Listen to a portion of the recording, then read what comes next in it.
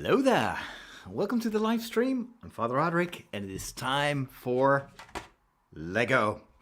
This is something I do a lot on my YouTube channel. I have my main YouTube channel, Father Roderick. You may actually be watching this on my main channel, but I also have a specific Lego channel. And every once in a while, I'll just go live. I build something. I'll tell you in a second what I'm going to build today. And I take advantage of the extended time that I spend online to answer your questions. So this is also Ask Me Anything. We can talk about anything you want. As you may know me, I'm super involved in the world of Star Wars, science fiction, fantasy, Tolkien. I'm also a priest. I love Lego. There's so much that we can talk about. So welcome. If you're new to the chat or to the live stream, feel free to introduce yourself. I can read all the comments. I'm simul streaming, is that the word?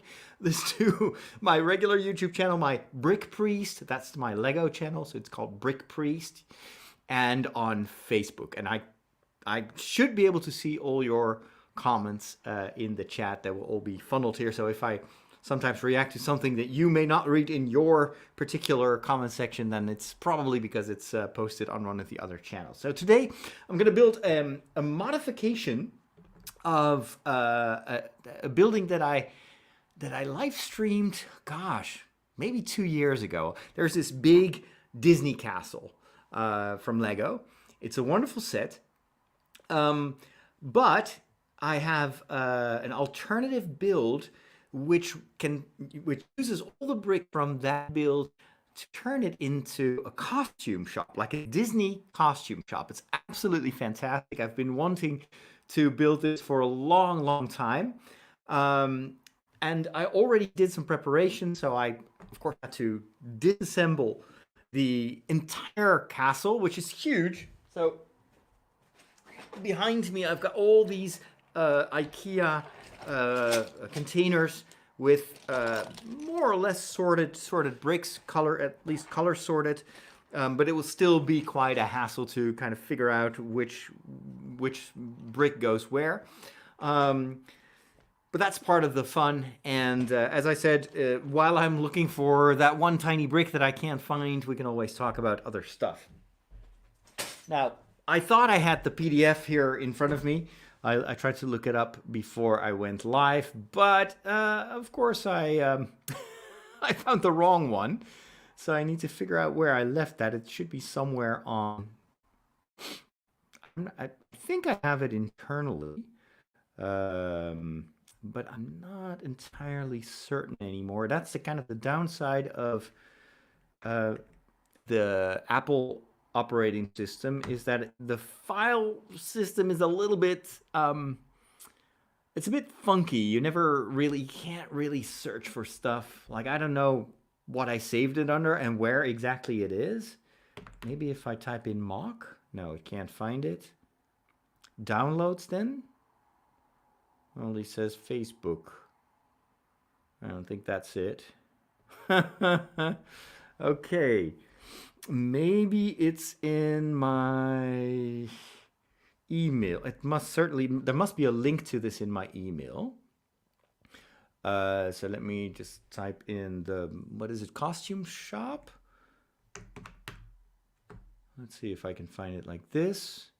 I got it from Rebrickable, which is where you can download these mocks and you pay a fee to the creator of the mock. And this particular build is done by a Dutch Lego builder who actually also works for the studio, the video game studio that made Horizon Dawn. Is it Horizon Dawn? Like that very popular video game. And I think he's like an environment designer. So that makes it extra fun, I think. So I've got the mock here. Maybe I have to log in. Oh, here it is. Yeah, there it is. Download instructions. There we go. Let's click that. Okay. I'm not logged in. Let's see. All right. And the... Jeez, what's the password? Rebrickable. Let's see, rebrickable. There you go. Copy password. Let's go back to the browser and paste that in. And then I should be able to find it under my account. At least I presume that that is the case. Profile, upload, submissions, plan. Profile? No. How does this work? Confirmation of purchase. Jeez. Okay. I can download it from the mock purchases page. Oh, there you go. Yeah. I apologize it takes so long. Well, I want to show you what it looks like. Okay, download. So apparently it wasn't on my iPad. Hello, Nate Dogs and Mike is there, Liz is there, Lauren, Scandalous, Margot is there, Michiel is there. Some of the usual suspects and some names that I don't recognize all that well. Okay, so it is now downloaded. God knows where. What if I open this in OneNote? Oh, I can't. Wamp. I'll just open it in Drive. That's where I opened it last time. Okay, so where do I put this? In the folder, my Drive. Put it in Lego instructions. Save here. Okay. All right. Did it save it or not? I don't know.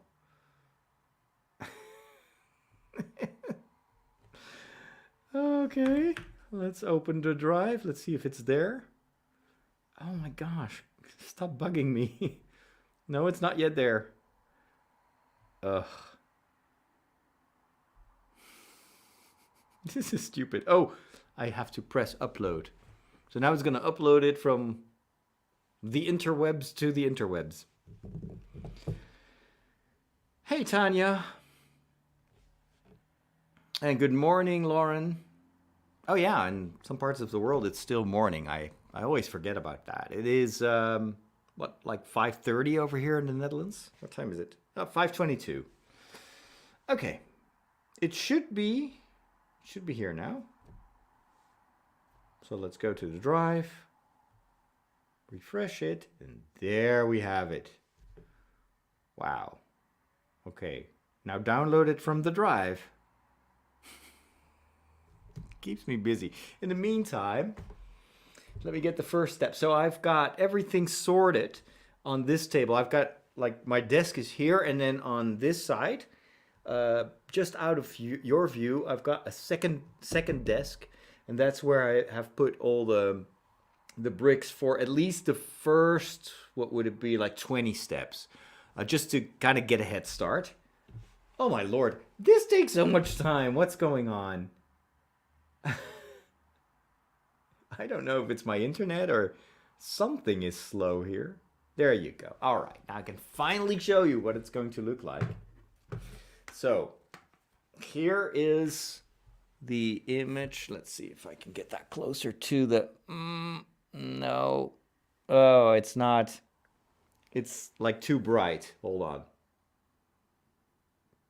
Maybe like this? Would this work?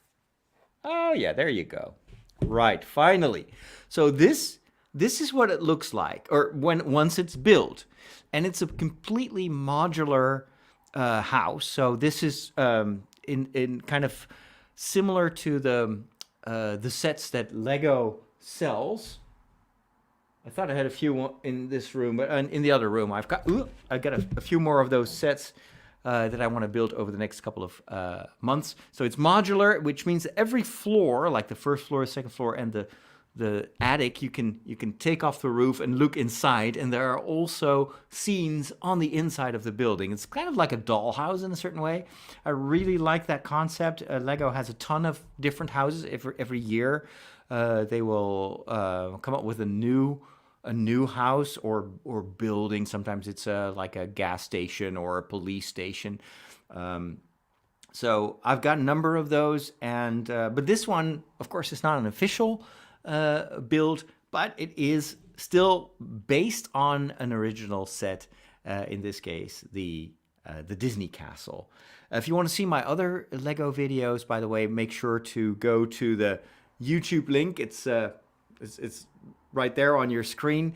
If you follow that link, that's my YouTube Lego channel, and that's kind of where I store all these building sessions. All right, so let me turn up the brightness again and start building. All right. Okay, let me show you this. Again, this is like a top-down. It's very well done, this instruction set. So, can you see this? This is like a top-down 3D picture of what the building will look like once it's finished. And so this is a step-by-step instruction manual that looks just like the real thing. This is one of the reasons that I gladly give the creator of this mock my money, because he obviously put a ton of time into creating this manual, which makes it so much easier to build. Let's see. So I just go here. We're gonna start with this. This is the old. You need to have a few extra pieces. I don't have them all, but I think you need a base plate. That's extra, and then I think like 8 windows. I have 3 of them from other sets, from very old Lego sets, but I probably have to order a few more online. But we'll get to that later. So we're first gonna build the ground floor. Zero ND says Lego has to make a Ferrix Hotel modular. Ferrix, for those of you that don't watch Star Wars Andor, it's one of the locations in the Andor series. Floating Bean wants to know what is your favorite between A New Hope and Empire Strikes Back? Definitely Empire Strikes Back. That's where that's for me, it's the quintessential Star Wars. I love A New Hope, but Empire Strikes Back is where all the relationship starts to evolve and become interesting, and it's the perfect mix of action and drama, and oh my gosh, that one movie feels like a trilogy. That's how good it is. All righty. Hey, Weavern, welcome to the stream. So we're gonna start with this.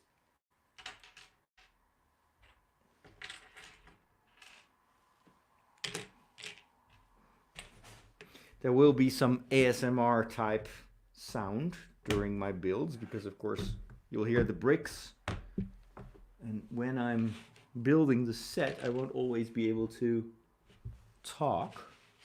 So we're gonna go straight up the edge here, and then one here.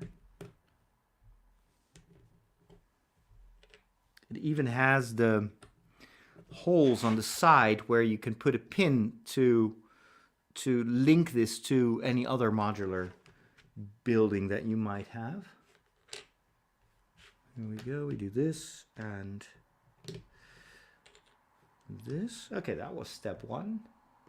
Step 2.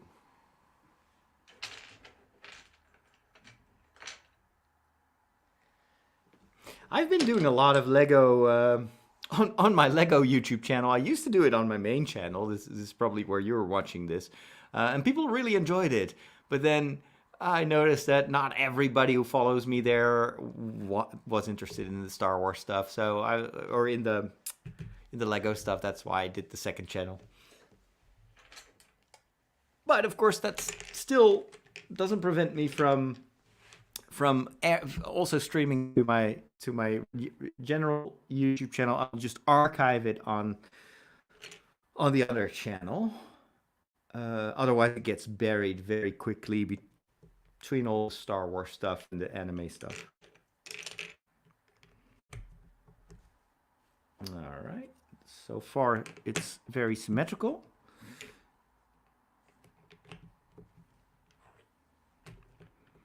Actually, deconstructing the original Disney castle took me an entire day. That was so much work.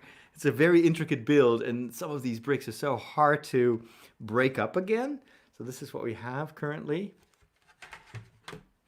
What I also like about this particular mock is that it is a corner building, and that's very uncommon. Usually Disney makes these, or Lego makes these buildings where it's just facing the street. Okay.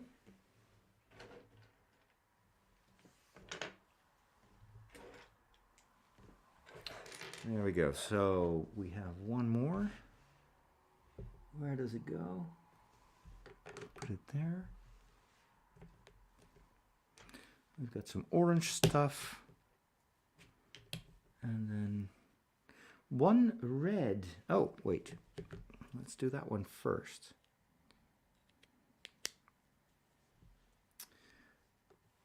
Put that here. And then we've got two more connectors for other modulars. And one. I love how symmetrical it is so far. Hey, E-Mike. Hey, Peter. Oh, Weavern says, I like seeing you building Lego live. That's true. I really enjoy doing Lego during the weekend, especially on Sundays.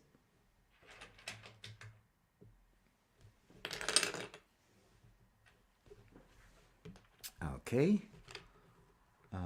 And this, because next week I'll probably do a few more live streams. I try to do it around this time of the day, which for me is before dinner time. So before I have to go cook. And it's usually at a time, like it's still in the morning, I think now in the US. It's like, what is it, 8 a.m. on the West Coast and 11. But next week, I need to do a Star Wars live stream. I'm going to do my overall review of the final 3 episodes of Andor. I won't spoil the finale, but I loved it. So and then I will also record that as a podcast for my patrons.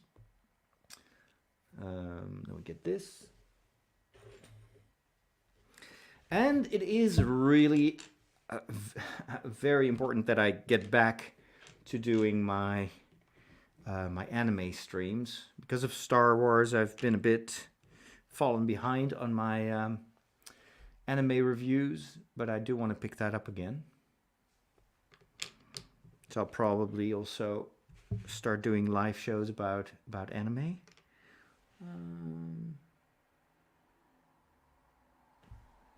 I think this is it.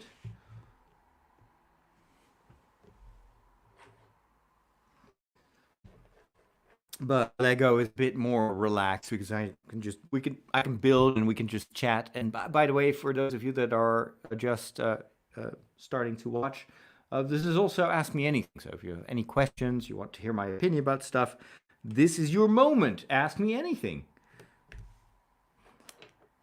And feel free to just add your comments, and every once in a while I'll tear myself away from the Lego set and read your questions. Okay. So far so good. Every once in a while I don't have an overhead camera yet, but this is what it looks like. The structural always begins. Andor was amazing, yes. Hey Marianne Lee. Welcome to the stream. Brickitect, love that screen name. Glad to see you building Lego. Oh, by the way, I can just put this on the screen. Look at that. Glad to see you building Lego. I love your podcast, especially the walk, and I consider you a huge inspiration in my life. Please keep doing what you're doing. The world needs more people like you. You are too kind. Thank you so much. I appreciate it. I love my work. And this is Marianne. I love this streaming software. I always forget that you can just show the comments on screen, especially useful for those of you that are watching this on Facebook where you can't see the live chat. Okay, let me get this. Lots of tiny ones.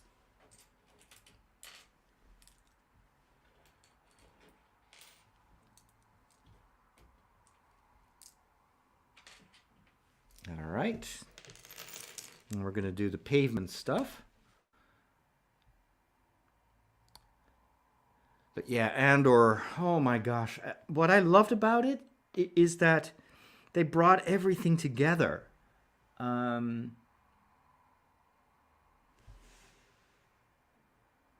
let's start with this. So we were following a ton of characters throughout the series. And I like that because you kept switching between all these different points of view. But then I was wondering, how are they going to wrap up all these stories? And I think they did a masterful job. Also using it's hard to imagine. I keep forgetting that this is a television show, which means they have a television show budget. And it's incredible how much they've been able to do, how big that universe feels, even though they're just working with very limited means, relatively limited means. But it felt so much more as a movie compared to, let's say, the Book of Boba Fett, or even The Mandalorian. So I'm stunned to see what they've done, and it was all in the writing. Oh, jeez. Should turn this around. The writing, I think, was the best part. It's the focus on the dialogue, the realism, just the quality of acting. Unbelievably good.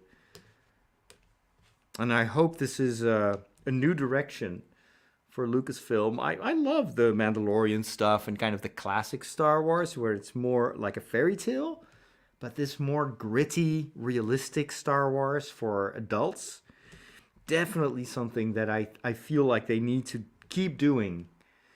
And the biggest, I think the biggest change that came with Andor is that they brought in people that were very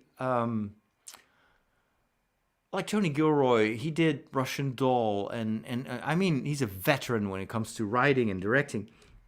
But it wasn't someone who was a lifelong Star Wars fan, and I think that actually benefited the series tremendously. Having people from, let's say, from the outside, using their talents to work in that Star Wars framework, that combination, that made it so fresh and so new. So I hope that Disney will continue to allow people from kind of outside the world of Star Wars to help enhance it.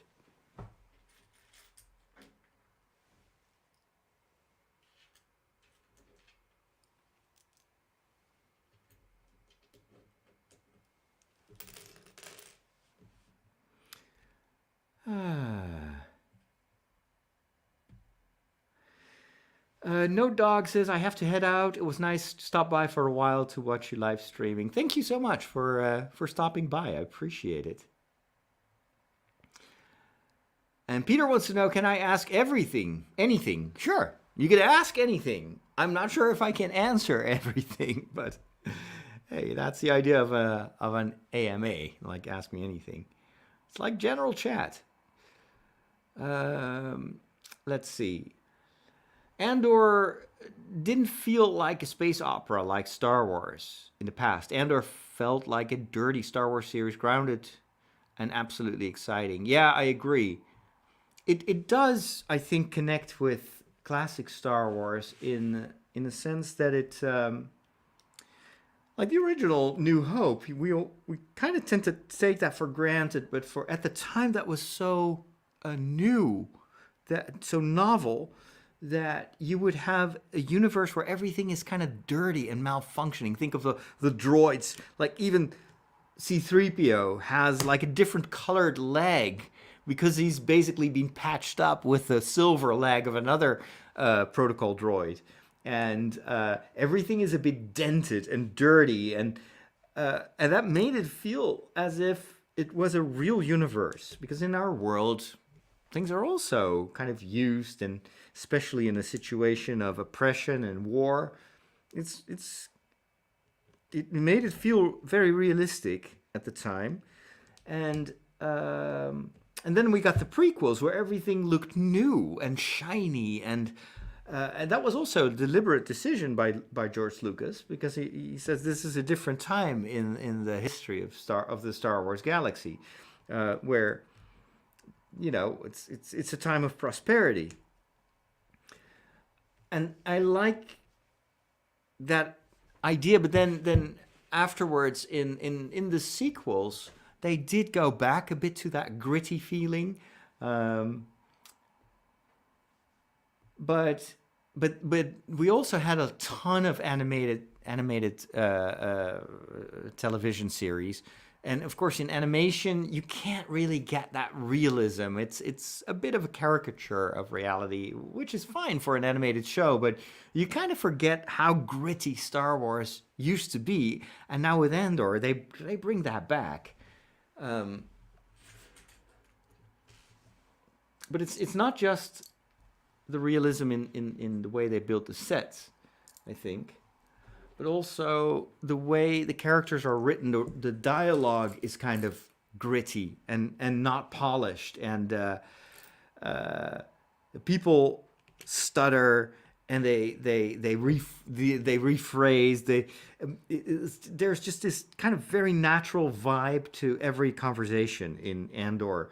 Whereas in the animated series and also in The Mandalorian, it almost sometimes feels like a play where every sentence should be quotable, but you don't have that kind of lively, real feeling that Andor has. And so I specifically hope that this style of dialogue, that is something that they will continue to do. Oh. That's weird. I have a few extra plates here. I'm not sure where they come from. With that, so far it looks the way it should look. Oh, this is where these go here. And this one goes here. So you're starting to see the kind of where this goes. So this is going to be, this is the like the basement, the foundation of the actual. Well, not the house itself, of course, is bigger, but this is the main center. There's going to be a hallway, which is empty because of the staircase. So that's why there's this open space, and then here you see the contours of the pavement. Pavements usually have the same width in the modulars. So now we're gonna do a lot of the tiles.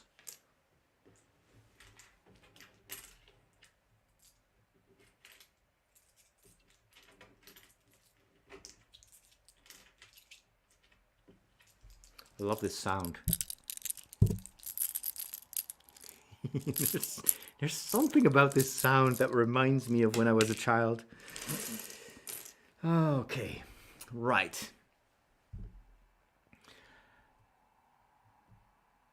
Arthur is joining us from beautiful Boston. I've been in Boston a number of times, and I always enjoyed it there. Especially downtown Boston is great.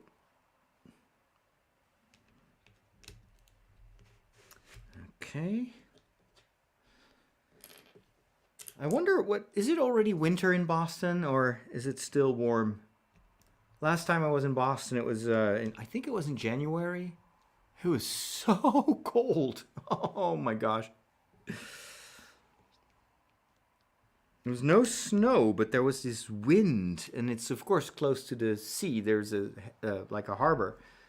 Oh, if I think of it, I already get. I'm starting to shiver. That's how cold it was. 1, 2, 3, 4. This one, and then 2. These.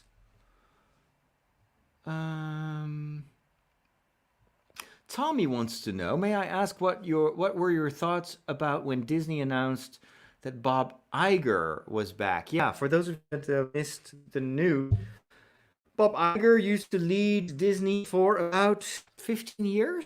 And the Disney that we know is mostly because of Bob Iger's direction. But then he stepped down 2 years ago. I remember reading the book that he wrote at the time. I was very impressed by the book. It's an excellent read. And the board of directors nominated Bob Chapek, also a Bob, to take over. And Bob Chapek was a very experienced manager. He had worked for Disney for a long time, but a very different guy. Much more focused on the business aspect, but not a creative guy. Whereas Bob Iger, and of course, obviously, he was also a good businessman because Disney was doing very well under his guidance. But Bob Iger is also a storyteller. He loves. For him, Disney is all about creativity and letting the storytellers do their job. Whereas under Bob Chapek, from what I've read, it was all about more efficiency, making more money, and he changed the organization very quickly, and took a number of very unpopular decisions, especially when it comes to the admission prices for the various Disney theme parks. There were just price hikes that were insane and basically making Disneyland and Disney World impossible to visit for low income people.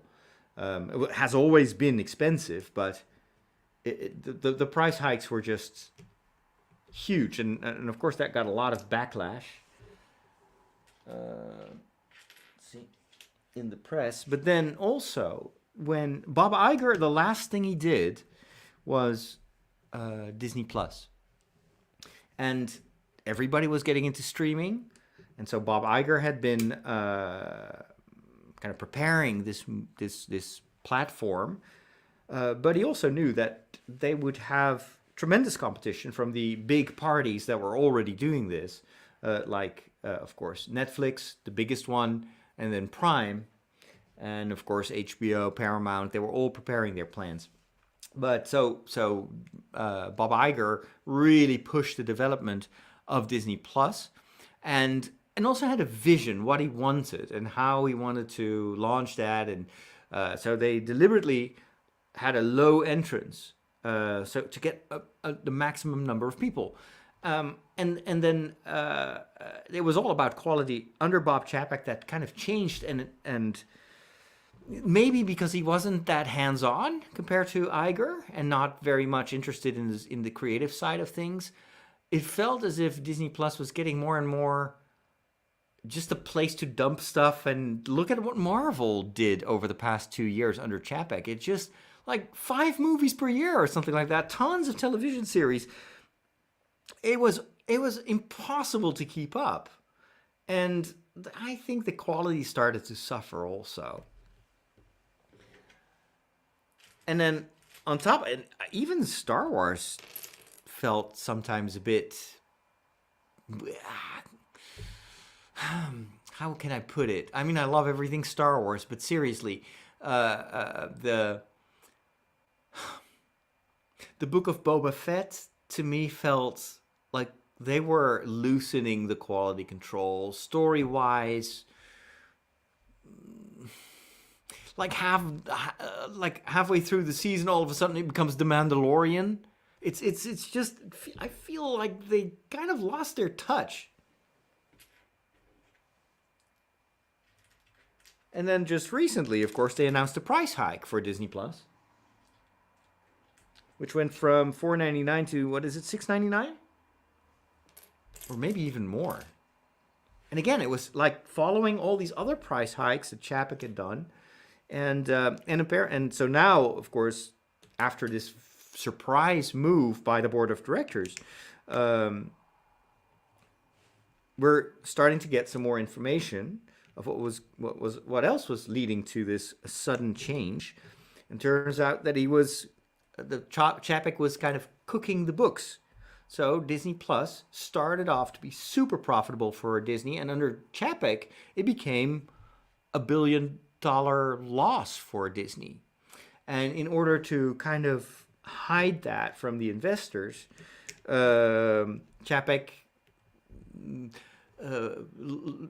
kind of changed the accounting in a way where for instance he would premiere a Disney Plus series on the television channel like Disney XD one day before it launched or 1 week before it launched on Disney Plus, so he could put all the accounting for that series on the television or on the regular television budget, and hide it from the kind of obfuscate the fact that Disney Plus was bleeding money.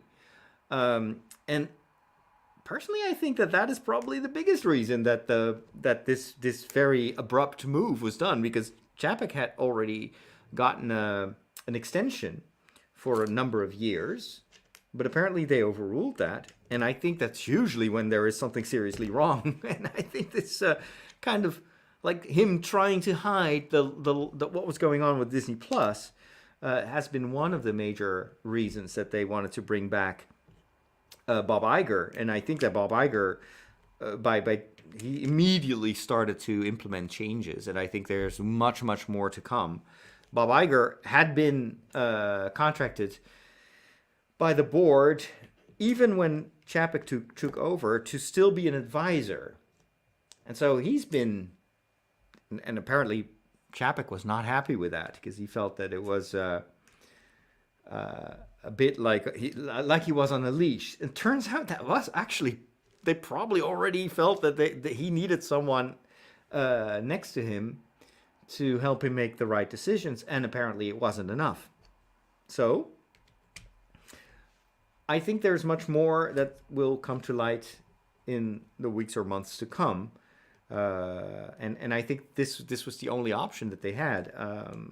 I don't think that Bob Iger wants to lead Disney for another 15 years, but he has the vision. He knows what worked, and it worked. It brought, Disney before COVID was doing extremely well. And even during COVID, I think Disney Plus made sure, because all the theme parks were closed for a long time, depending on where they were located, but Disney Plus kept bringing in the money, and all of a sudden under Chapek that kind of started to go in the wrong direction. So yeah, no brainer that they brought back the guy who made Disney a success.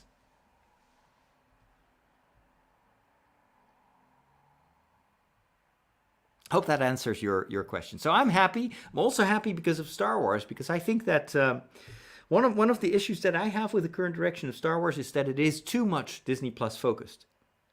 We've heard about a lot of these movies that were planned and announced even, and then a year later we hear that it's been put on the back burner and people have been fired or walked away. That's not a good sign. And I feel like Star Wars as a franchise really needs theatrical releases. I mean, I love what they did on Disney Plus, but it's not enough. Even Andor, as much as I like it, it could have been a trilogy. And then, of course, with a bigger budget, it would have been even better. Imagine if they, instead of doing this kind of, I still feel a bit lackluster Obi-Wan Kenobi series, not talking about bringing back Ewan McGregor, and I love the story. I loved Princess Leia, young Princess Leia, that was all great, but it looked so low budget. It was even worse than the Book of Boba Fett. It felt like everything was done on the cheap. And I feel something tells me that under Bob Iger, that would have never happened. They should have done a theatrical release with that and give it the scope you need for a character like Obi-Wan Kenobi. And yeah, I really hope that Bob Iger understands that. Plus, you need tent poles. You need something for the fans to look forward to, but it's impossible that it's been so long since we've had a theatrical release. Come on. So hopefully that will start to accelerate again. Wyvern says the best thing in Andor, stormtroopers are finally hitting their targets. Yes. I love how the stormtroopers become dangerous again. And that one TIE fighter, like usually in every Star Wars episode, there are tons of TIE fighters, but they all look like toys. And here, for the first time, you are in awe of the kind of the dread, even the sound of the TIE fighter evokes stuff like that. And stormtroopers, there are not that many stormtroopers, but the ones that are there are lethal, and they don't talk too much. There are no jokes about stormtroopers hitting their head or missing their marks. It made the whole Empire feel like the menace that it used to be. And of course, you need to understand why people were afraid of the Empire. And if you turn everything into a joke or a caricature, I mean, every once in a while you can poke fun, but it started to become almost like a pastiche. And I think that Andor corrected that. And that was a very, very good move. All right, we're making progress on the pavement. I'll show you in a second what it looks like. So far, it's a really comfortable build, very, very easy to put together. Look at what we have right now. The pavement is almost complete.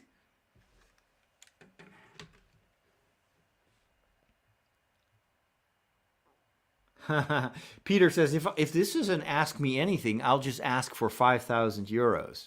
You can always ask. It's like St. Nicholas, or your wish list for Santa Claus. You can write anything on your wish list, but it's not always in the books. It's not always possible. But Peter makes animated.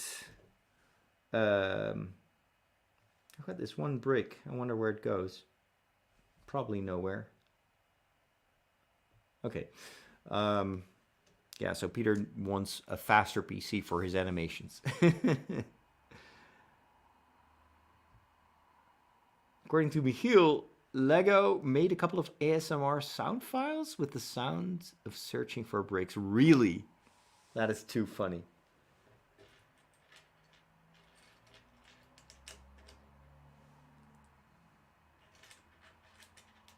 I think one of the reasons that the sound of Lego bricks evokes a strong emotional response is that we all grew up with these sounds, There's a certain melody.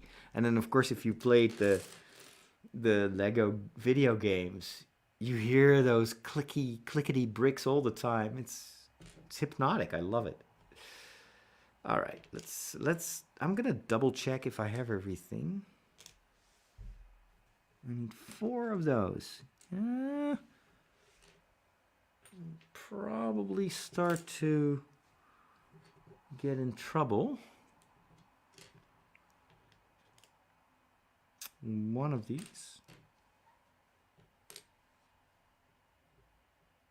3 of those. Oh, 3. Okay. There we go. All right. Margot says, the Great Lakes have gotten unbelievable amounts of snow in the past couple of weeks. 2 meters? Wow. Well, that's insane. Hey, in fairness, we have no snow here in the Netherlands, and so far it's been a very, very mild winter. Um, and you won't hear me complain because the gas prices right now are very high. So every week that I don't have to turn on the heating too much is saving money. Like right now, this is the only room that is warm. The rest of the house is cold. This is a well insulated room. So I like to see on the other side of the room. There's my TV where I watch anime, and I've got my Xbox also connected to that TV, so I can play.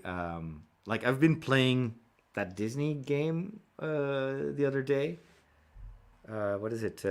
Dreamlight? Is it Dreamlight Valley or something like that? It's a total waste of my time, but so much fun. All right, and that one.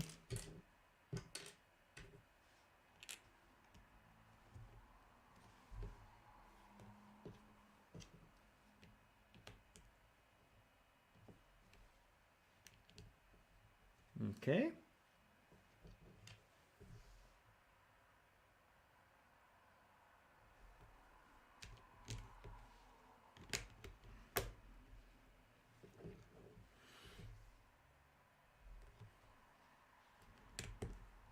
This is very well done. The instructions. It's even better than official Lego instructions. Okay, these. This one goes here. Double check. Looks good to me. Oh, yeah. Yeah, perfect. All right, here we are.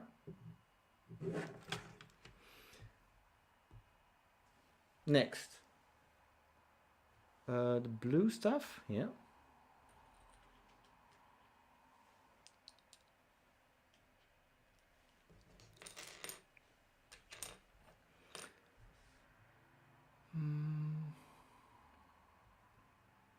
We've got another question from Chris. Are you excited for the Ahsoka series? And have you seen Tales of the Jedi? I'm super excited for Ahsoka. Ever since I saw the trailer during the Star Wars celebration. So the first on Saturday, was it on Saturday or on Friday? I think on Friday they told us that the actress who plays Ahsoka, I forgot her name, Rosario. Forgive me, I forgot the name. That she wasn't at the Star Wars celebration because she was filming.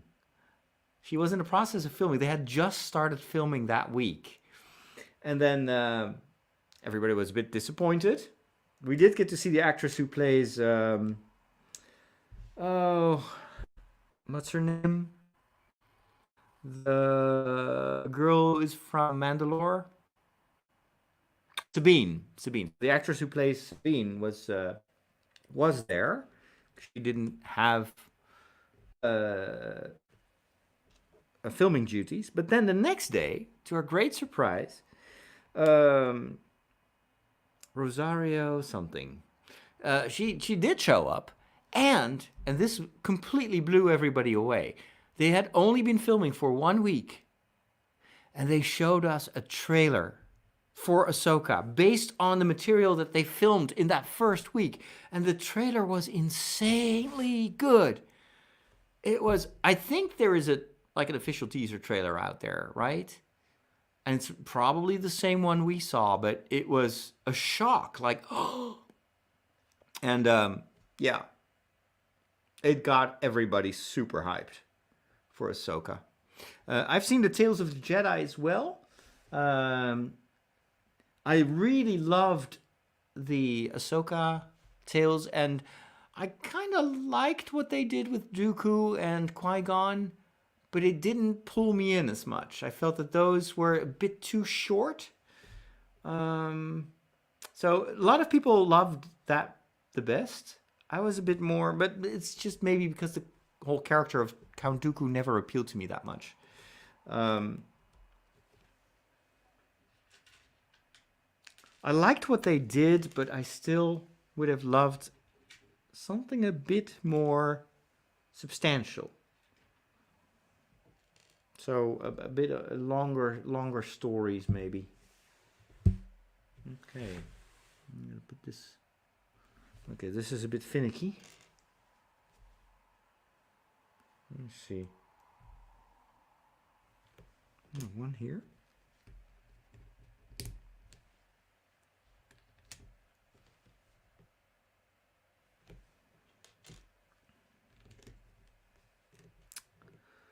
How did you all like the Tales of the Jedi? What was your favorite episode?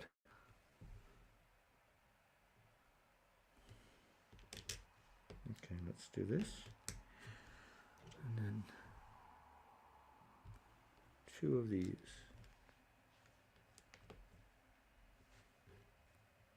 Looks fine to me.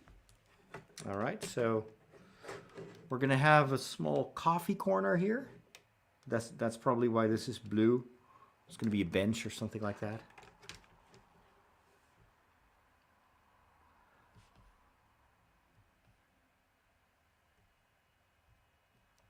The best TIE fighter scene for me was the arriving of Moff Gideon in season 1 of Mando. The landing scene. Yeah, that was pretty impressive, yes. I also like Moff Gideon. I hope he will get more and better attention in the future. I think he will. I think he will be very dangerous in the next season. They're still hunting for poor little Grogu, so... Oh, Rosario, yes. Oh, Rosario Dawson. Okay. I remember the first name because it reminded me of the Rosary. So Rosario, that's easy to remember. Dawson is kind of a more common name in a way.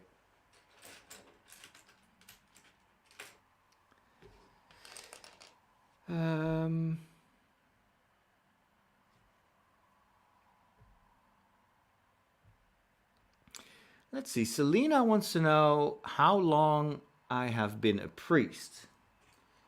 I can tell you that.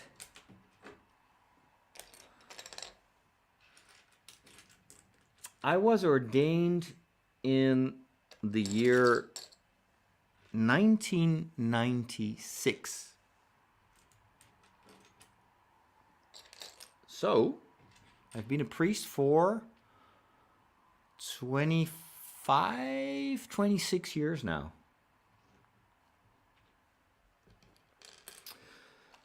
And I've been a geek since I was 8. Since I saw Star Wars. That's what made me a geek. And I've always remained a geek. Even though now I'm a priest. And that is actually a nice combination, I have to say. It opens unexpected possibilities. All right.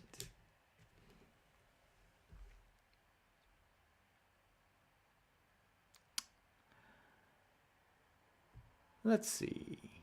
Have you also been shocked like me after they revealed in Andor what they built in the prison? I expected that. I actually saw that coming. Yeah, but I love that there's a post-credit scene. That is a absolutely must. If you missed it, you have to go back and watch it because it's amazing.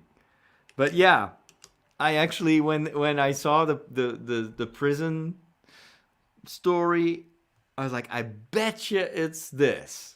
And and it was also kind of like, what else could it be? You know, it needs to be something, clearly, but it also needs to be something that we are familiar with. And it has to be, so I knew that they were going to do the reveal of that at the end. And I wasn't wrong. And it was exactly what I thought it would be. Just looking at the size, I was like, I think this is... And then I saw the post-credit scene, I was like, yeah. Told you so. Well, I didn't tell anyone, but... It was very gratifying. And I'm glad they do stuff like that. It's a bit fan service, of course. But it also had, I think, the function story-wise to put things in a bigger perspective, because Andor is very close up. It's like the regular people, the small stories.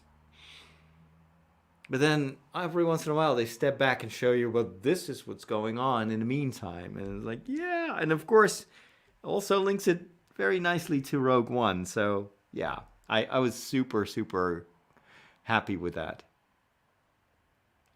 Selena has been a geek since the age of 7 in 1977. That is the birthday or the birth era of many, many geeks. Mark says, I lived and worked in Lear during the late 90s. Wonderful times and memories. What is Lear? Where is Lear? It's the first time I hear of that.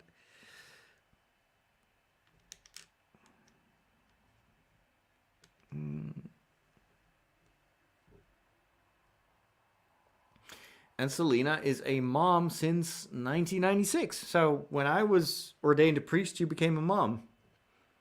So it has been a very good year for the both of us. Okay. All right, let's go to this side. This here.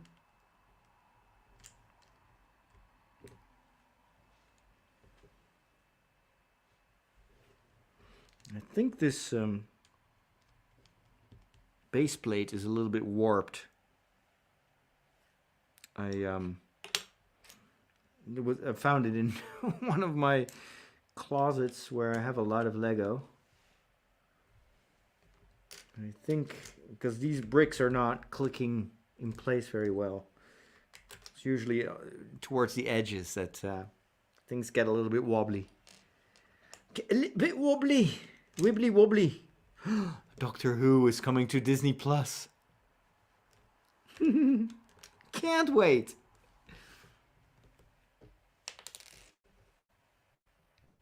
Wibbly wobbly, timey wimey. All right.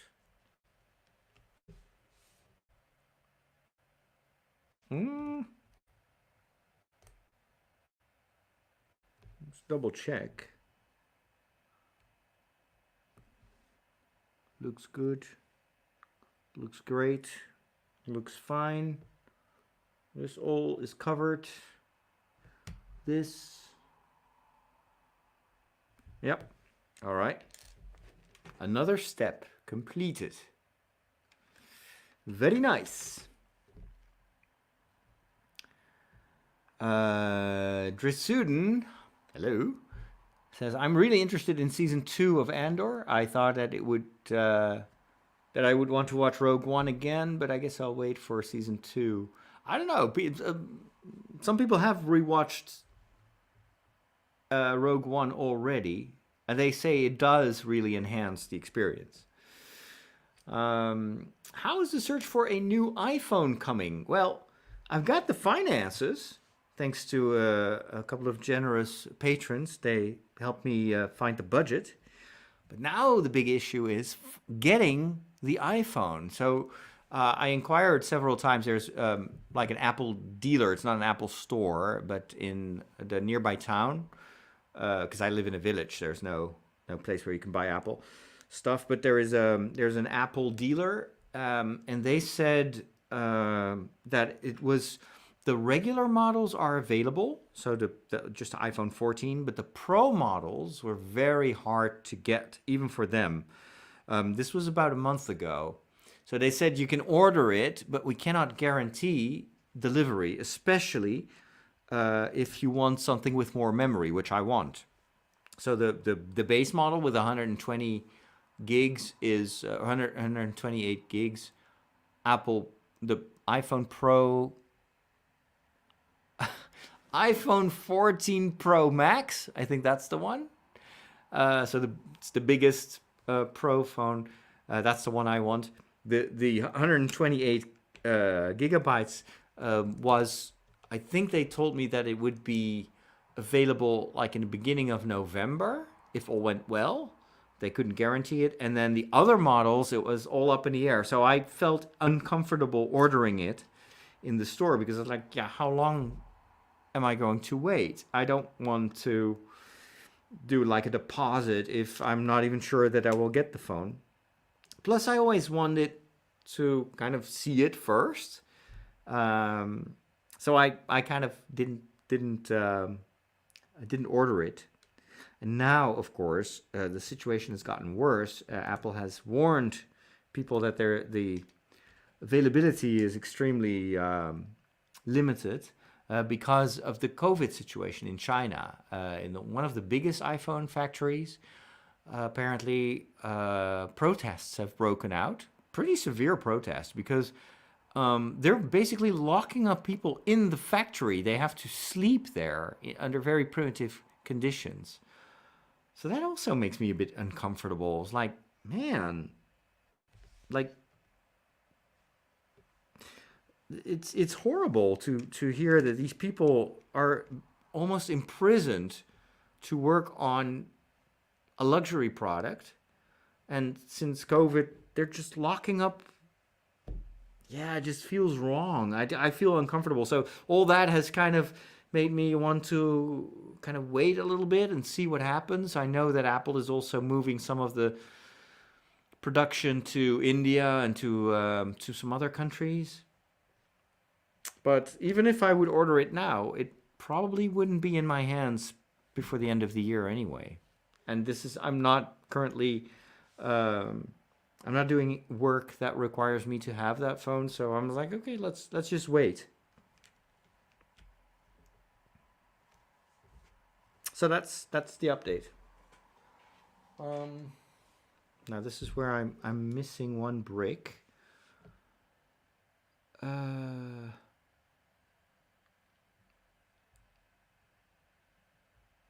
A Doctor Who related question. This is Ask Me Anything, so that's good. Speaking of Doctor Who, who is your favorite Doctor? Mine is David Tennant. I love David Tennant. I think of the new Doctors, he was one of the best. I also really had a weak spot for Peter Capaldi because he was Scottish, and I liked that. But I loved him in the first season, and I think in the second season it went off the rails completely with the stupid glasses and the electrical guitar, and I don't know. And I haven't seen the last season, or I haven't finished the last season because they took it off Netflix, and then they only partially. I think, well, maybe the last season with Capaldi is on Amazon Prime right now, but so I haven't seen the new Doctor, the female Doctor.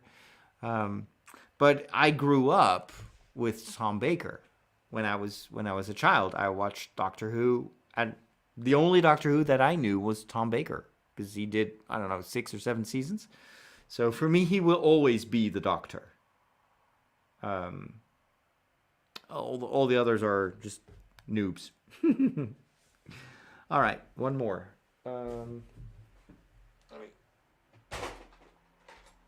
This is the stage where I need to start using these containers.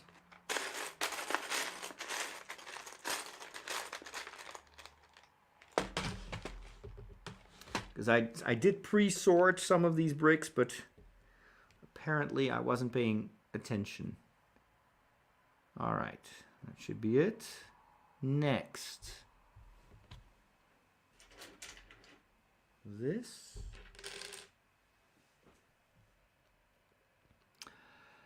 Hey Steven. I hope life is well in California. I miss California. I had such a great time there.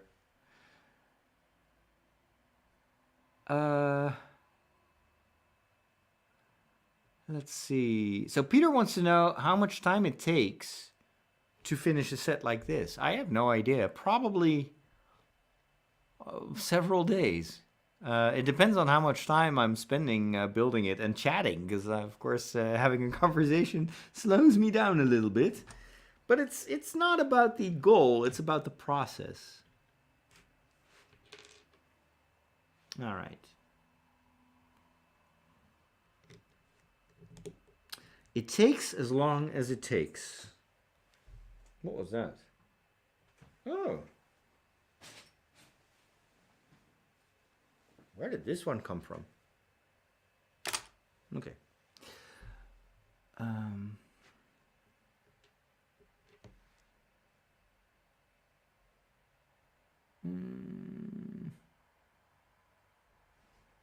think it has this here. Okay. And then this here.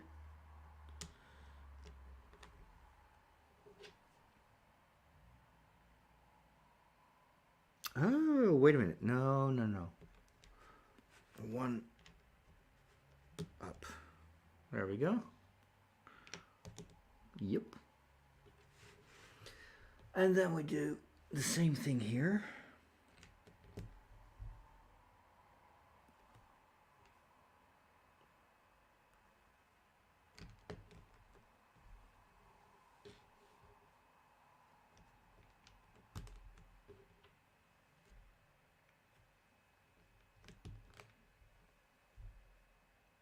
I think that's it. Very well.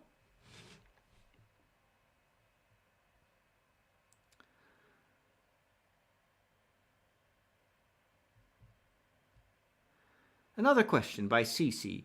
How have others in the Catholic community taken to your hobbies and interests for someone in your position? They don't tell me everything in my face, of course. It has changed over the years. When I was first ordained a priest, I was very much into Star Wars. And I had a Star Wars website, an international Star Wars website. It was doing very, very well. But nobody knew that well, at least my parishioners weren't aware. So for a couple of years, I had a pretty big Star Wars website with tens of thousands of visitors every day. It was a website about the prequels. But basically it was a hobby. I did that in the evening, so nobody knew. But then when the movies started to come out, and I was starting to do interviews, and then some people, I remember this one priest who wrote me a very, very critical letter criticizing me for, all this childish stuff, and as a priest, why did I waste my time with Star Wars and that sort of stuff? Well, of course, he didn't even call it Star Wars because he wasn't familiar with it. But it was all about a priest should be doing house visits and pray with people and proclaim the gospel instead of wasting his time. And I remember that really hurt because I even back in those days, I was probably the only priest in the world that was making this connection with huge numbers of Star Wars fans, and I was also oftentimes connecting my own formation, like the Bible and Star Wars, and there are lots of Christian values that George Lucas integrated in his Star Wars story. So to me, it felt like a very natural fit. So that was difficult, and then later on, same thing. When I started to I was one of the earliest podcasters, and got a lot of flack for that as well. So oftentimes, I was a bit of a pioneer, and sometimes, especially from my colleagues, they just didn't get it, and they felt it was a waste of time. Maybe they were also a bit jealous. I don't know. But then over time, of course, I started to do television, regular television. I became a documentary maker, and I did a lot of talk shows for a couple of years. And that's when you saw kind of the opinion shifting. It was like, oh, but well, he's getting the word out, So I've never changed. I've always been the same guy and the same geek, but the perception definitely changed quite a bit. And mostly because of television. A lot of people, Catholics in the Netherlands and also colleagues and bishops, know me from my TV work, and generally are very positive about what I do. But I still think that a lot of them have no clue that I'm doing this stuff as well, and that I'm into Star Wars and let alone TikTok. Oh my gosh.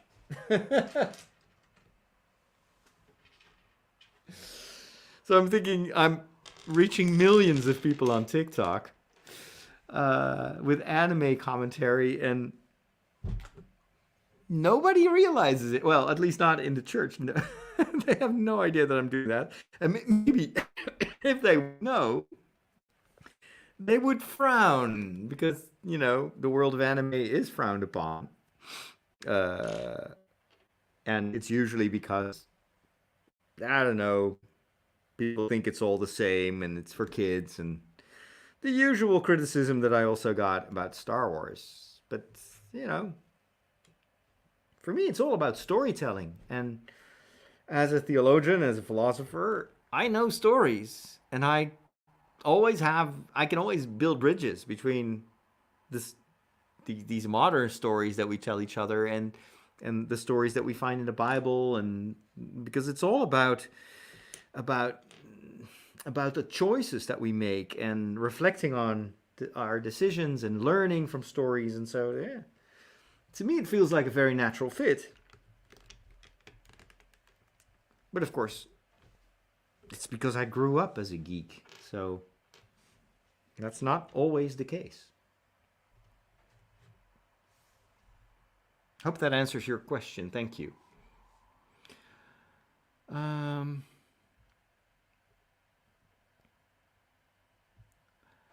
Margot says you could also hold out until you are able to purchase a used iPhone. That way you won't be giving your money to Apple and supporting their use of essentially slave labor. Yeah, it's a good point. It's a good point. I don't know if it's slave labor, but it makes me feel uncomfortable when I read those stories, because you know that these factory workers are working for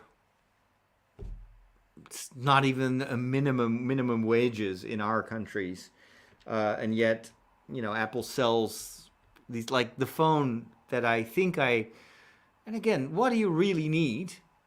The phone that I would love to work with is with extra memory is like 1,700 euros, and it's a phone. So Apple is making a ton of money on something that is built for relatively low prices. And yeah, well, I guess that's just the way the industry works. So the way I look at it is, I'm not buying a phone. I'm buying a camera. So the only reason that I want to work with an iPhone is because it is kind of the standard, the golden standard for video production. And so with my current Android phone, I have a lot of compatibility issues, and it's a slightly older phone, so it's not updated anymore. You don't have those problems with Apple usually, because it's such a, like, everybody has a phone, so the software makers always make sure that it works on the phone, and then they will bring it to other platforms. And like, I need that reliability. That's important for me. Plus the camera, both the camera, the hardware, and the camera software. Apple is like the top of the line, and I've used phones in the past for television production, which normally you would have to buy very expensive cameras for. If you want a 4K television grade camera, you would easily pay $4,000 just for the body of the camera alone. If you would include lenses, it's very common. It starts at like 6,000 or 7,000 euros, and then you will have a basic camera system. That's one of the, like, if you look at it from that angle of like a 1,700 euro phone, if you can make television productions with it, then it's actually a very good deal. That would be impossible with the Android phone that I currently have. It's at 1080p. There's a lot of compression in the image. It doesn't have the quality of modern phones anymore. So that is kind of like, if it was just for a phone, for social media, for a bit of TikTok stuff, no, I would never buy an iPhone. But it's because the quality of the iPhone is so good that you can use it for television production. That is why I'm interested, because it's also the smallest camera system that you can bring along. And I always do run and gun, which means I film everywhere in sometimes very primitive circumstances. I can't even bring my camera with me because it's not allowed. And then having a good quality phone can help me do my job. So that's my rationale.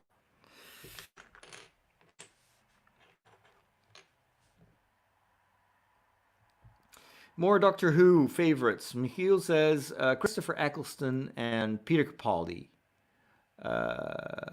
He wanted to see more of John Hurt. Yeah. Eccleston, I liked Eccleston as a doctor. I didn't like Rose as a character. Not at all. She got on my nerves from the first episode until the last one. So I wasn't sad that they stopped that. I just didn't care at all for Rose. For me, the best companion was still Jenna, who I actually saw in real life at the Comic-Con last weekend. I think she was amazing. And it's an incredibly versatile actress and almost too good for a show like Doctor Who. All right. Final bits and pieces. And then the companions after her, I don't know the names of those actresses, but didn't work for me. Not at all. I miss Gianna too much.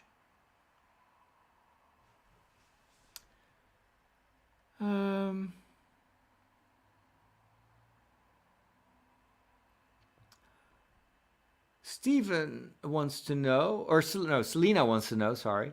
Where in California did you work or visit? I visited. I went to... oh.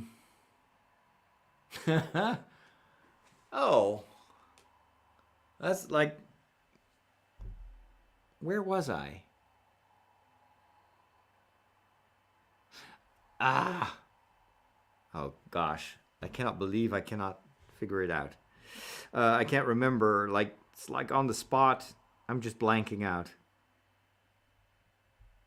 But I can look it up. Obviously. Let me go to my photos. I went to see the Grand Canyon. That was not where I was staying, though. Camera.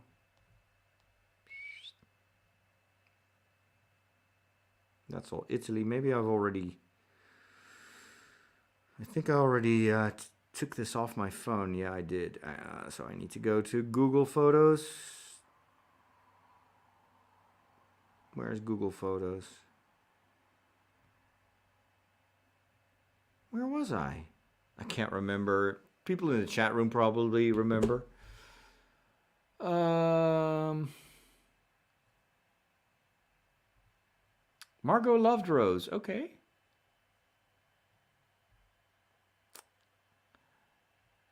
That's possible. Anaheim. Yeah. Yeah, well, I was in Anaheim for the Star Wars celebration, but I was staying elsewhere. Hold on. Now I want to know.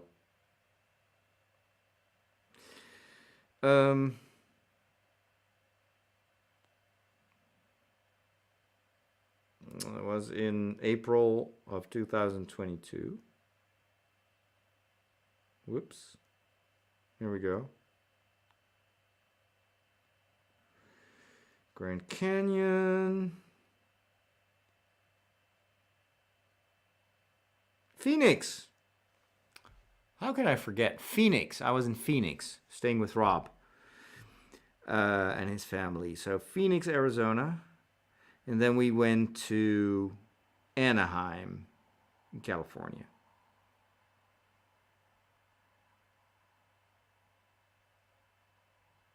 So that was quite a trip. And then I went back to Phoenix, stayed there for a couple more days, and then I went back to the Netherlands. And here is a photo. Oh, I probably can't show you because if it's going to be blown out. Yeah.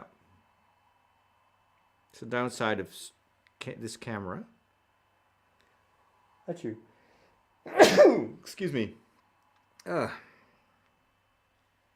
right, let me show you this. This was so cool. Can you see? Oh, it's out of focus. I apologize.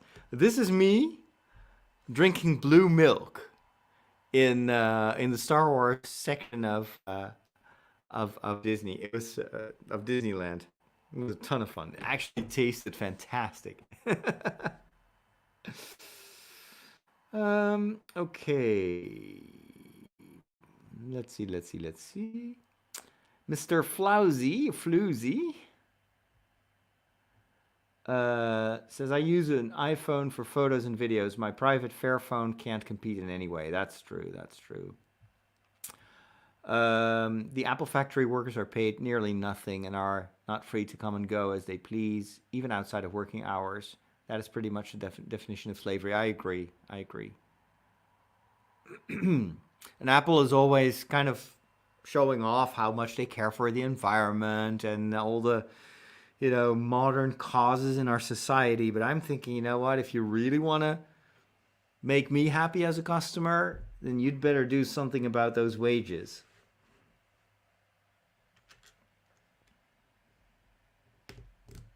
Now, that's a general problem when it comes to the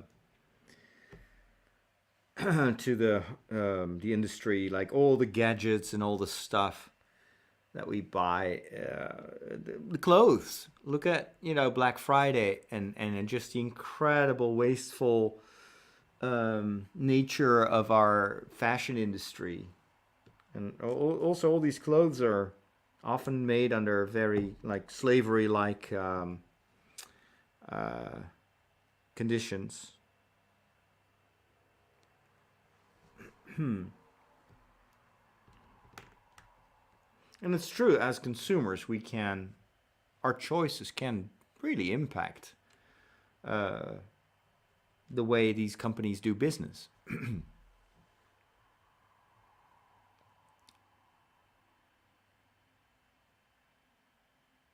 Let's see. Steven has been following me for a very long time, and he said, oh my gosh, remember how upset people got about your Harry Potter comments? It was nuts. Yeah, I did get the Harry Potter haters after me because I had a Harry Potter podcast. And so I was explaining what inspired J.K. Rowling from other stories and religion and the Bible, and she's a Episcopalian Christian, and so, but for some people, I was helping the devil. It's like, yeah, whatever. But it didn't upset me that much because these people are so they'll live on a different planet, and criticism when it's completely not based on any reality kind of leaves me cold. It's when people attack you on stuff that that maybe I need to think about that. Is the criticism that is hardest to tackle is where there is part truth in that. But then again, it's also part of doing business on the internet. Being a priest in the media, having these discussions with you guys. And girls, by the way, I always try to be inclusive in the way I talk, is obviously I'm going to say stupid things. Who doesn't from time to time? And it's not because I'm a priest that I'm inoculated against error.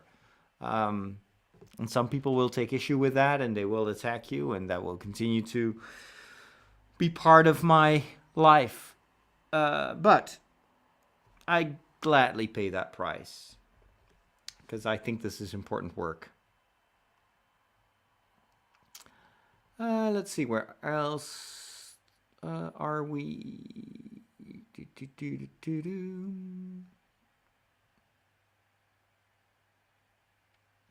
But yes, I'm usually very much for used Lego. In fact, this is also a certain in a certain way. It's kind of like reusing Lego. I, I I sometimes buy new when it's for the company, because you want to have insurance, and if it breaks, you can bring it back. Um, but I tend to try to maximize the lifespan of my equipment. Case in point, this. Oh, you can't see it, but here, the computer that I use to bring you this live stream is an 11-inch MacBook Air. It's really old. It's really, really old. I bought this when I was writing my first book, my first and only book, Geek Priest. And that book is super old. And I wanted to have a computer, a laptop. I didn't have a laptop at the time, but I wanted to write even when I was traveling. And so I loved the tiny size and how lightweight it was. And I was like, okay, I'm just going to get this. This is very small. I think I paid like 800 euros for it. Very affordable. And I'm still using it on a daily basis. Hey, if it ain't broke.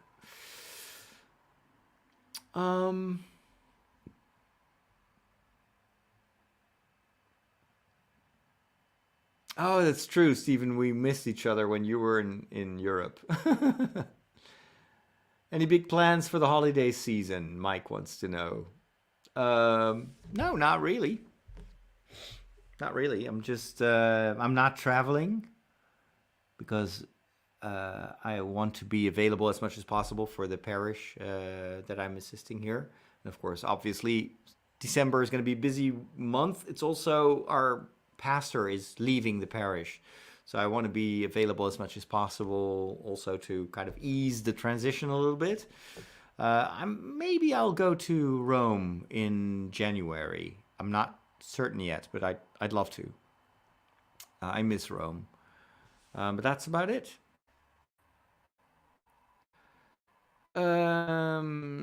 More questions. After all, this is Ask Me Anything. You may have noticed that I stopped building. It's because I have no more pre-sorted bricks, and I don't want to waste your time and my time kind of like frantically searching for every single little piece. It's just a lot of detail that I have to do. This floor isn't finished yet, so I'd rather do that when I'm not streaming, and then the next time we'll do this another session like this where I can just take...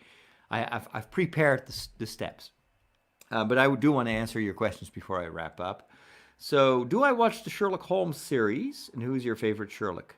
Mine is Jeremy Brett. Amazing acting. I watched the modern Sherlock with Benedict Cumberbatch and what's his name? Who plays the Hobbit? Bilbo. I'm so bad with names, especially on a Sunday evening, but I'm actually always bad with names, so I'm probably getting old. No, that's nonsense. Yeah, always blanking out on names. Anyway, and I really enjoyed the new Sherlock series. I haven't watched any other Sherlock series, but I think Cumberbatch is fantastic as Sherlock. Oh no, that's not true. I watched the other television series. It was an American production, right? That was much more like generic TV stuff, also with Sherlock Holmes. Yeah, well, it was okay. It was okay, but a little bit too much like cookie cutter stuff. Did I do any Black Friday shopping?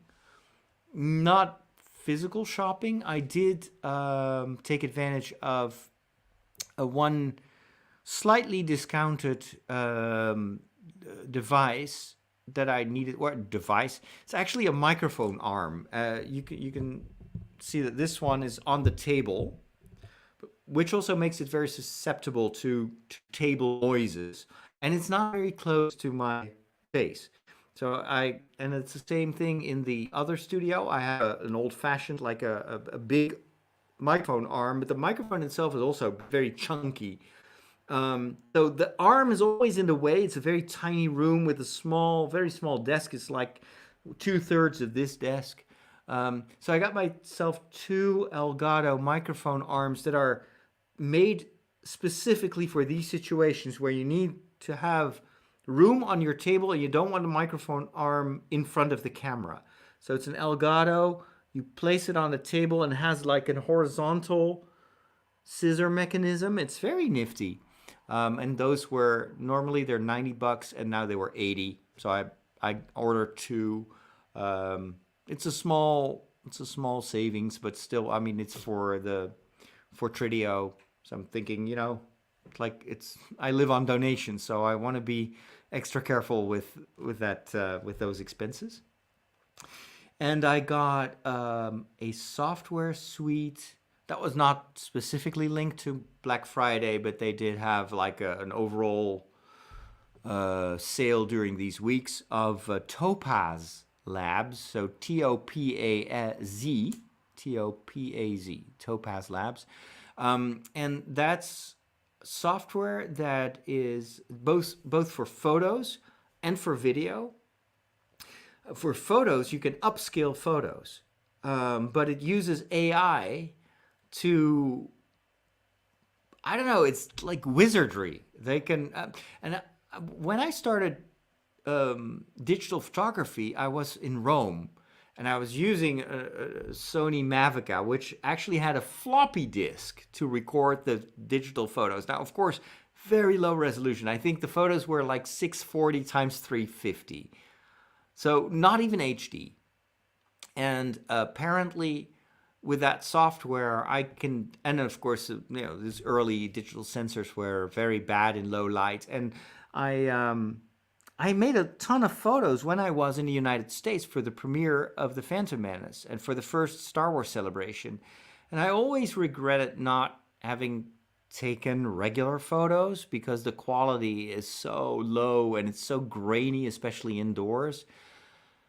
And so this software can take hopefully can do a good job. I can make this photos bigger and I can get rid of all the grain, especially in the evening photos. So I'm looking forward to going back into my catalog of photos and upscale those.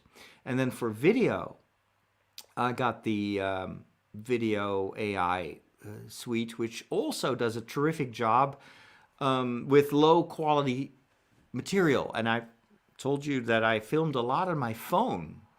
And it was the iPhone 4. My earliest videos are made on an iPhone 4. Very low resolution. And then I filmed a ton of stuff, even stuff that I aired on television on an iPhone 6, a secondhand iPhone 6 that one of my podcast listeners had gifted me.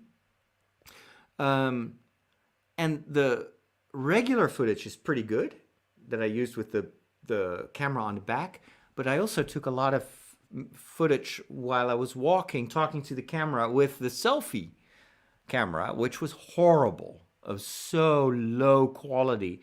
And I also had one year when I was in Scotland, and I filmed.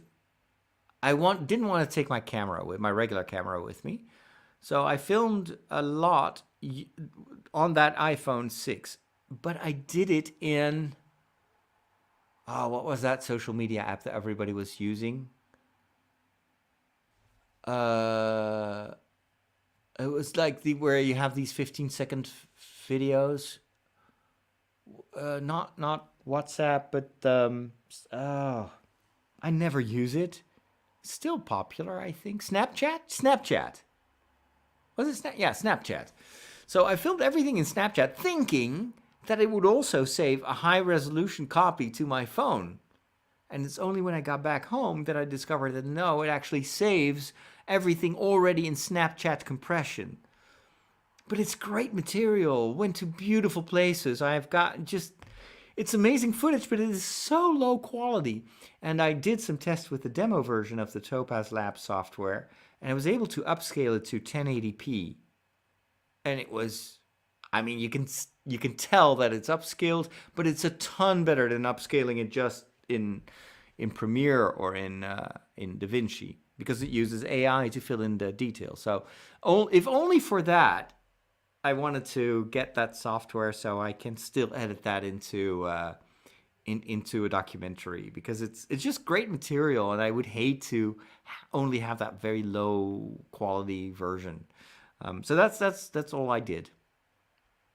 I've been on the fence for Marvel Unlimited, the comic books, because they had a Black Friday deal for $50 for a year, even for returning users, and yeah.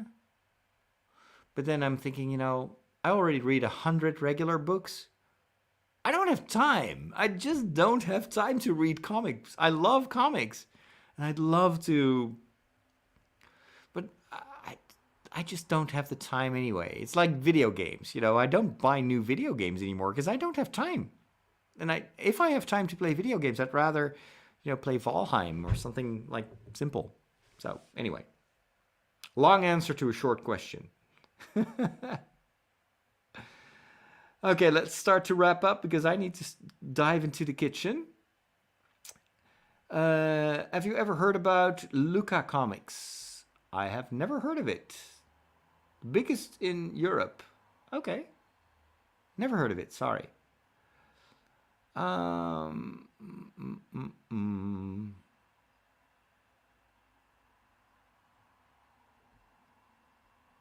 Evo says, I hope you had a good first Advent Mass today.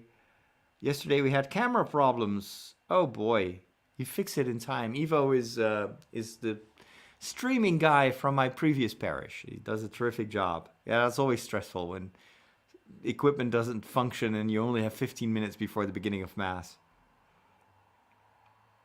I had a family Mass this morning. It was fun.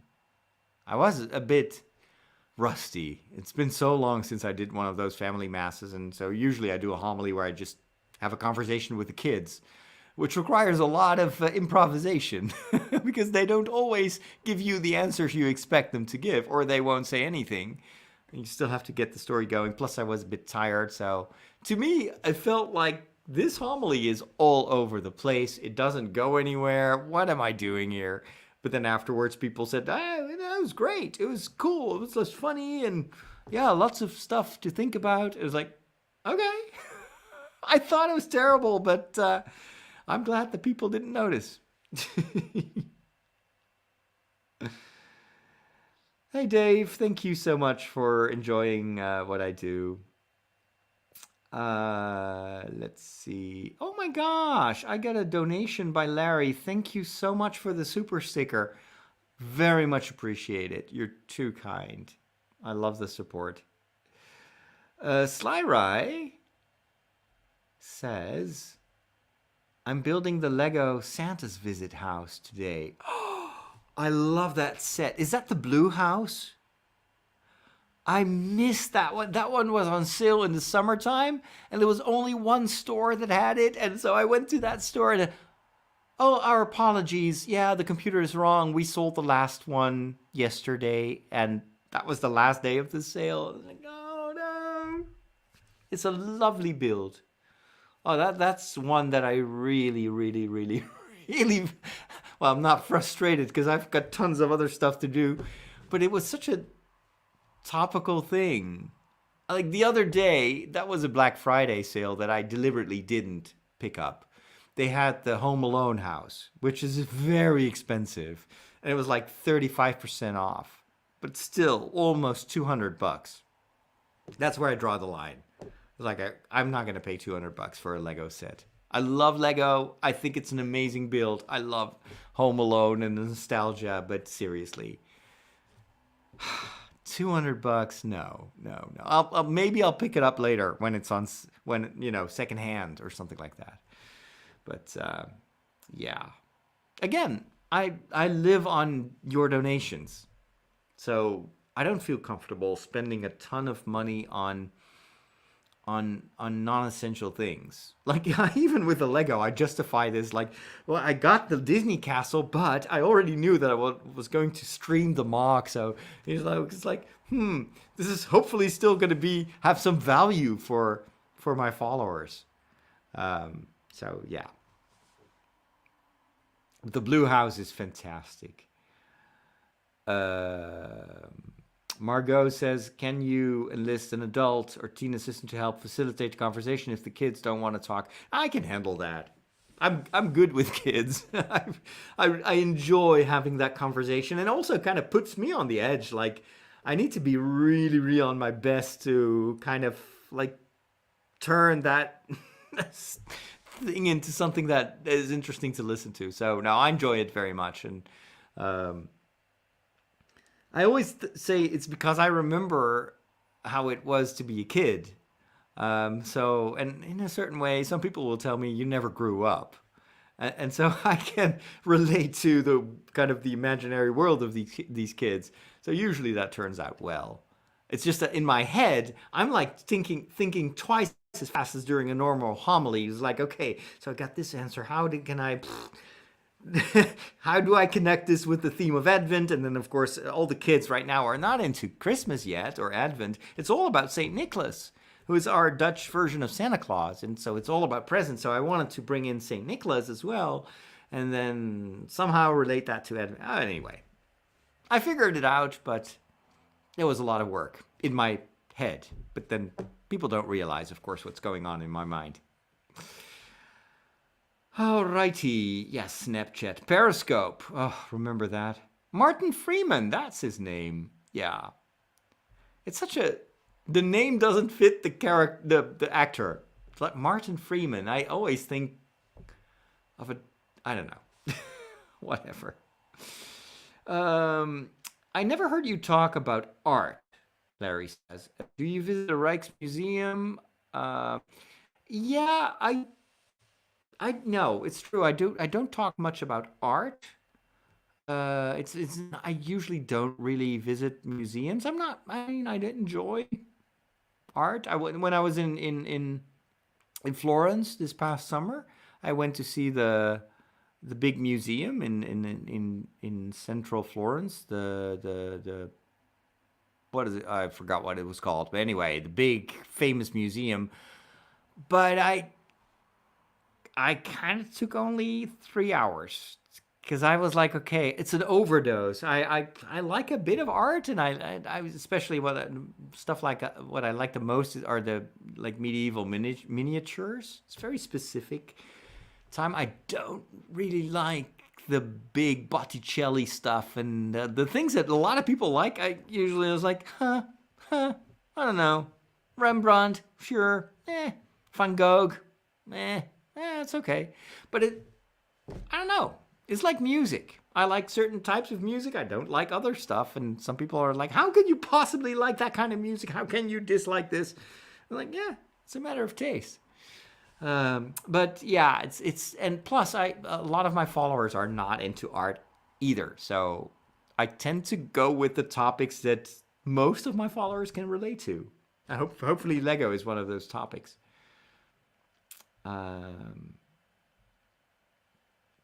What have you remembered from your photography stream with Ramon Mangold? Oh, he's a Dutch photographer. He's great.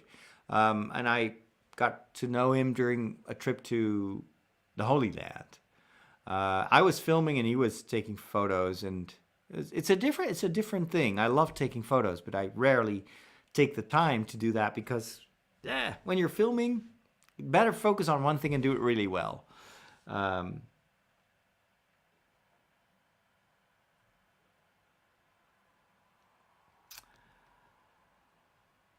Will there be any more Mass for Geeks live streams in the future? Sandy wants to know. That's a good question.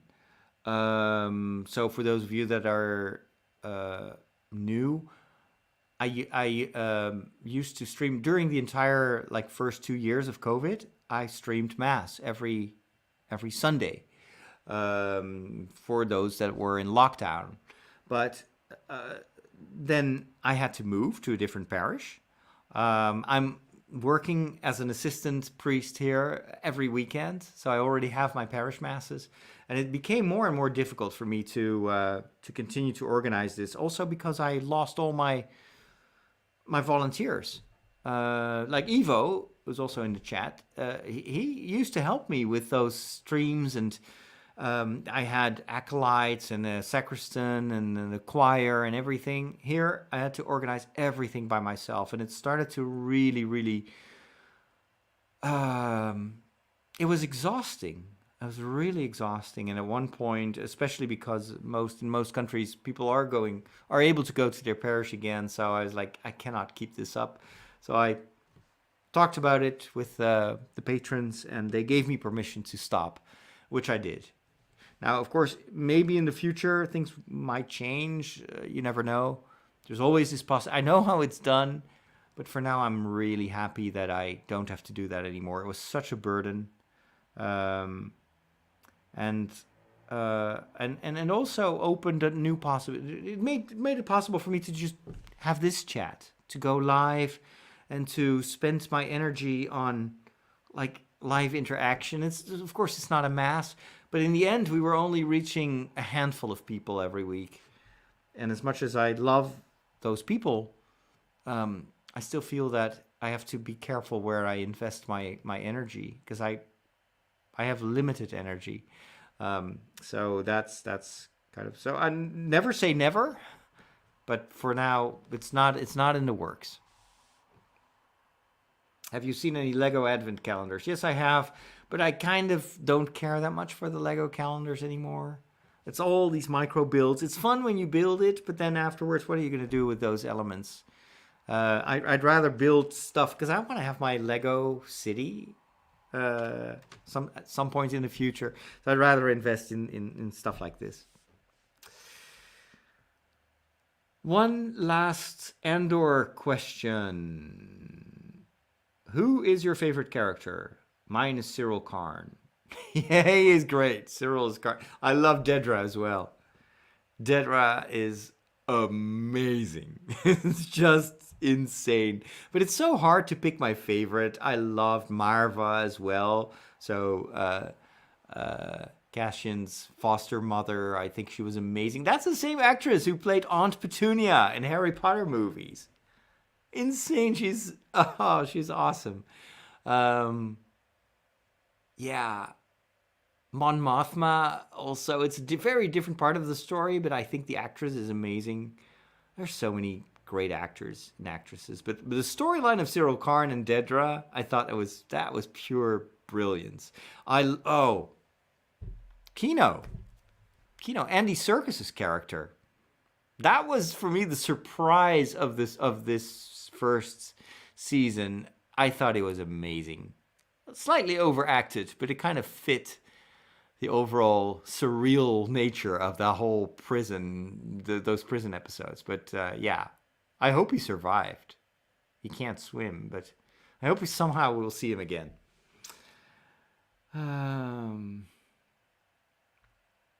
All right, ladies and gentlemen, that was the end of the questions. Thank you so much for joining me today. If you've started to watch this a little bit later on, or you're watching this maybe after I'm done streaming, make sure to go to my my Lego YouTube page. It is displayed here underneath me, and subscribe if you want to get future updates. Because right now I'm simul streaming to Facebook and to my regular YouTube channel, but I also do Lego stuff that is just for the Lego channel. So if you like this kind of stuff, if you want to get notified whenever I go live, make sure you follow me there as well. Thanks for watching. Have a wonderful rest of your evening or day. I'm going to cook, and we'll talk soon. Peace.